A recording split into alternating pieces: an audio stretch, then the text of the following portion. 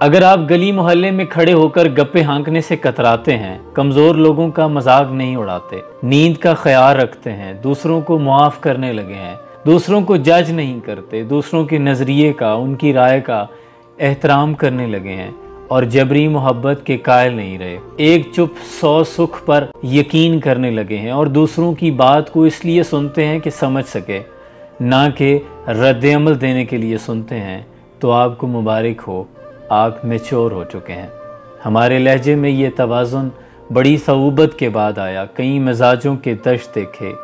کئی رویوں کی خاک چھانی۔ مصیبت یہ ہے کہ لوگ کسی عالمہ سے شادی کر لیتے ہیں اور پھر ایک اس کو رابعہ بصریہ فرض کر لیتے ہیں کہ چونکہ یہ عالمہ ہے تو یہ تو امی عائشہ رضی اللہ تعالیٰ عنہ جیسی ہوگی، لہذا اس کو میں پاپے بھی کھلاؤں گا تو کھا لے گی، کیونکہ نبی کے گھر میں تو 40 دن کھانا نہیں پکتا تھا، امی عائشہ نے برداشت کیا، میرے ہاں تو ماشاءاللہ اللہ کا دیا سب کچھ ہے، تو وہ